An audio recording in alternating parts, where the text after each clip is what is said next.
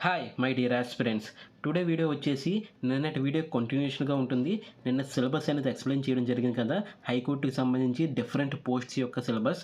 ఈరోజు సబార్డినేట్ కోర్ట్స్‌కి సంబంధించి మిగిలిన పోస్ట్స్ ఏదైతే ఉన్నాయో వాటికి సంబంధించిన సిలబస్‌ని వన్ బై వన్ ఎక్స్‌ప్లెయిన్ చేయడం జరుగుతుంది. జాగ్రత్తగా చూడండి. మాక్సిమం హైకోర్టుకి గాని, సబార్డినేట్ కోర్ట్‌కి కానీ సిమిలర్ సిలబస్ అనేది ఉండడం జరుగుతుంది. అది 40 మార్క్స్ జనరల్ నాలెడ్జ్‌కి సంబంధించి, 40 మార్క్స్ ఇంగ్లీష్‌కి సంబంధించే ఉండడం జరుగుతుంది. కొన్ని స్పెసిఫిక్ పోస్ట్స్‌కి వాటికి ఇంకా కొంచెం ఎక్స్‌ట్రా సిలబస్ అనేది ఇవ్వడం జరిగింది. కొన్ని పోస్ట్స్‌కి సిలబస్ అనేది తగ్గించడం జరిగింది. దాన్ని లాస్ట్ వీడియోలో పూర్తిగా వివరించడం జరిగింది. ఒకసారి ఆ వీడియో చూసిన తర్వాతనే ఈ వీడియో చూడండి, బాగా అర్థమవుతుంది. ఈ వీడియోకి సంబంధించి ఈరోజు డిస్కస్ చేయబోయే పోస్ట్స్ ఏంటంటే స్టెనోగ్రాఫర్ గ్రేడ్ 3కి సంబంధించి కానీ, జూనియర్ అసిస్టెంట్‌కి సంబంధించి కానీ, టైపిస్ట్‌కి సంబంధించి కానీ, ఫీల్డ్ అసిస్టెంట్‌కి సంబంధించి కానీ same syllabus pattern, same syllabus ఉంటుంది. ఎగ్జామ్ కూడా వీటన్నిటికి కలిపి ఒకే ఎగ్జామ్ ఉంటుంది. మీరు అన్ని పోస్ట్‌కి అప్లై చేసినప్పటికీ కూడా ఒకే ఎగ్జామ్ రాయడం అనేది జరుగుతుంది. వాటి యొక్క మెరిట్ లిస్టులు బట్టి మీకు పోస్ట్స్ అనేవి ఇవ్వడం జరుగుతుంది. కాబట్టి ఈరోజు సిలబస్ చూసినట్టయితే, ఈ యొక్క పోస్ట్‌కి సంబంధించిన సిలబస్ చూసినట్టయితే జనరల్ నాలెడ్జ్‌కి సంబంధించి 40 క్వెషన్స్ అడుగుతారన్నాను కదా! ఆ 40 క్వెషన్స్‌లో నిన్న చెప్పినట్టే సేమ్ సిలబస్ ఇప్పుడు కూడా రిపీట్ అవుతుంది. Indian art, culture, dance, music సంబంధించిన క్వెషన్స్ అడగడం జరుగుతది. ఇండియన్ హిస్టరీకి సంబంధించింది, ఇండియన్ హిస్టరీలో నేషనల్ మూవ్‌మెంట్‌కి సంబంధించిన క్వెషన్స్ అడుగుతారు.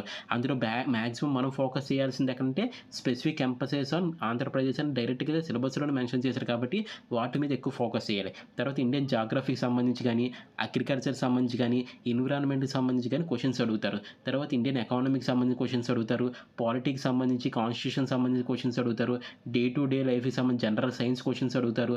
Specific research, awards, personalities and ఇన్‌స్టిట్యూషన్స్‌కి సంబంధించిన క్వెషన్స్ అడుగుతారు.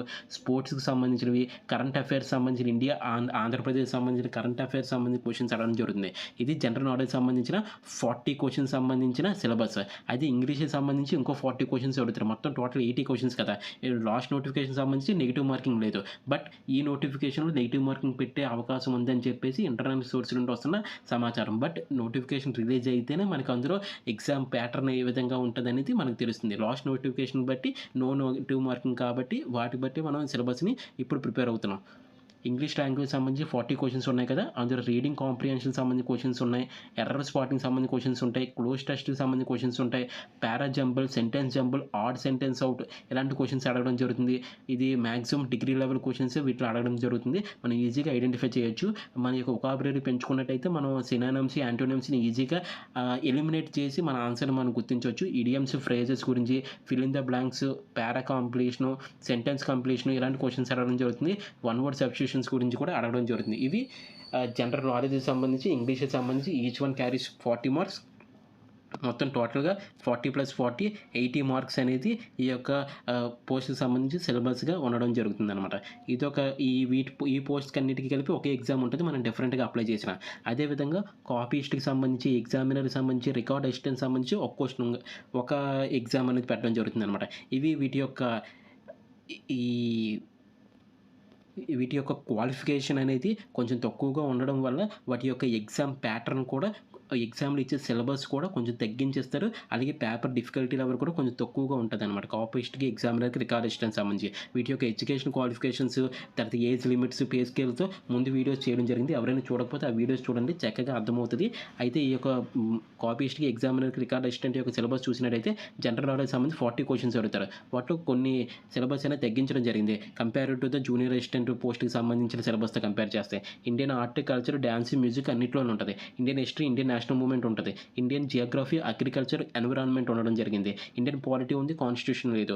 Award and personalities and institutions ఉన్నాయి. స్పోర్ట్స్ గురించి ఉంది, current affairs, India and Andhra Pradesh. ఇవన్నీ కూడా ఆంధ్రప్రదేశ్ పాయింట్ ఆఫ్ వ్యూలో చదవాల్సినవే. ఇంగ్లీష్ లాంగ్వేజ్ సంబంధించి 40 క్వెషన్స్ ఉన్నాయి. కాంప్రిహెన్షన్ ఇందులో చూడండి, డైరెక్ట్‌గా ఇచ్చారు. ప్యాసేజ్ ఇచ్చి 5 క్వెషన్స్ అడుగుతామని చెప్పి. అలాంటి క్వెషన్స్ అడుగుతారు. వన్ వర్డ్ సబ్స్టిట్యూషన్స్ ఉన్నాయి. తర్వాత సినోనిమ్స్, యాంటోనిమ్స్, స్పెల్లింగ్ ఎర్రర్ ఉంది. స్పాటింగ్ ద ఎర్రర్ ఉంది. ఇప్పటిదాకా రాని సిలబస్ ఏంటంటే అనేది డైరెక్ట్‌గా నౌన్, ప్రొనౌన్ గురించి, యాడ్జెక్టివ్ గురించి, వర్బ్ గురించి, ప్రిపోజిషన్స్ గురించి, కంజంక్షన్స్ గురించి, వాటిలో ది అనేవి ఏ విధంగా యూజ్ చేస్తారంటే గ్రామటికల్ సెంటెన్స్ అనేవి ఈ యొక్క ఎగ్జామినర్ పోస్ట్‌కి సంబంధించి గాని, రికార్డ్ అసిస్టెంట్ పోస్ట్‌కి సంబంధించి గాని, కాపీస్ట్‌కి సంబంధించిన పేపర్లో అడగడం అనేది జరుగుతుంది. ఈ సిలబస్‌లో వీటిని మెన్షన్ చేశారు. ఇడియమ్స్, ఫ్రేజెస్ అలాగే ప్రతి సిలబస్‌లో ఉండడం జరిగింది. ఈ విధంగా కొంత సిలబస్ అనేది తగ్గించడం జరిగింది. ఒక కొత్తది ఒకటి యాడ్ చేయడం అనేది జరిగింది. చాలా ఈజీగా గ్రామర్ పార్ట్ అనేది యాడ్ చేశారు. ఈ పోస్ట్‌కి సంబంధించి ఇలా 2 డిఫరెంట్ సిలబస్ అనేవి ఇప్పుడు దాకా మనం ఎక్స్‌ప్లెయిన్ చేయడం జరిగింది. ఇంకా నెక్స్ట్ పోస్ట్ వచ్చేసరికి డ్రైవర్‌కి సంబంధించి గానీ, ప్రాసెస్ సర్వర్‌కి సంబంధించి గానీ, ఆఫీస్ సబార్డినేట్‌కి సంబంధించి గానీ, వీటి యొక్క ఎగ్జామ్ ప్యాటర్న్ ఏ విధంగా ఉంటదంటే జనరల్ నాలెడ్జ్ సంబంధించి 40 క్వెషన్స్ అన్నిట్లాగా దీనికి అడుగుతారు. సిలబస్ అనేది కొంచెం తక్కువగానే ఉంది. ఇండియన్ ఆర్ట్, కల్చర్ సంబంధించి, హిస్టరీకి సంబంధించి, జాగ్రఫీకి సంబంధించి, పాలిటిక్స్ సంబంధించి, ఎకానమీ లేదు వీటిలో. అవార్డ్స్ అండ్ పర్సనాలిటీకి సంబంధించి, స్పోర్ట్స్‌కి సంబంధించి, కరెంట్ అఫైర్స్ సంబంధించి ఆంధ్రప్రదేశ్‌ని ఎక్కువగా ఫోకస్ చేయాల్సిన అవసరం అయితే దీంట్లో ఉండడం అనేది జరుగుతుంది. ఇంగ్లీష్ లాంగ్వేజ్ సంబంధించి 10 క్వెషన్స్ అడుగుతారు. ఈజీ క్వెషన్స్ ఎందుకంటే ఇవి అన్నీ కూడా 7th పాస్, ఇంటర్ ఫెయిల్ కాబట్టి ప్రాసెస్ సర్వర్ 10th పాస్ కాబట్టి వీటి యొక్క ఎడ్యుకేషన్ క్వాలిఫికేషన్ ముందు వీడియోలో ఉంది. ఎవరికైనా డౌట్ ఉంటే ఒకసారి ఆ వీడియోస్ చూడండి, క్లియర్‌గా ఉంటుంది. కాబట్టి ఇంగ్లీష్ లాంగ్వేజ్ సంబంధించి 10 క్వెషన్స్ అడగడం జరిగింది.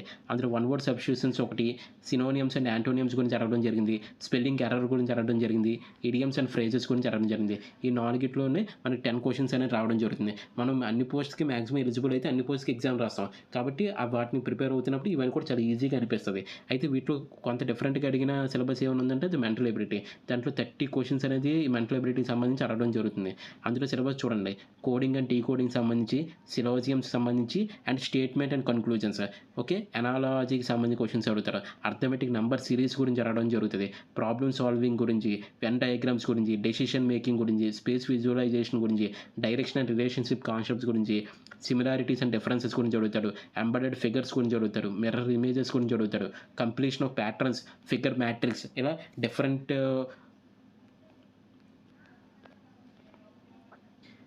పోస్ట్స్‌కి డిఫరెంట్ సిలబస్ అనేది ఇవ్వడం జరిగిందనమాట. ఈ డ్రైవర్‌కి సంబంధించింది, ఈ యొక్క ప్రాసెస్ సర్వర్‌కి సంబంధించి, ఆఫీస్ సబార్డినేట్‌కి సంబంధించి 40 క్వెషన్స్ అనేవి జనరల్ నాలెడ్జ్‌లో ఇచ్చారు.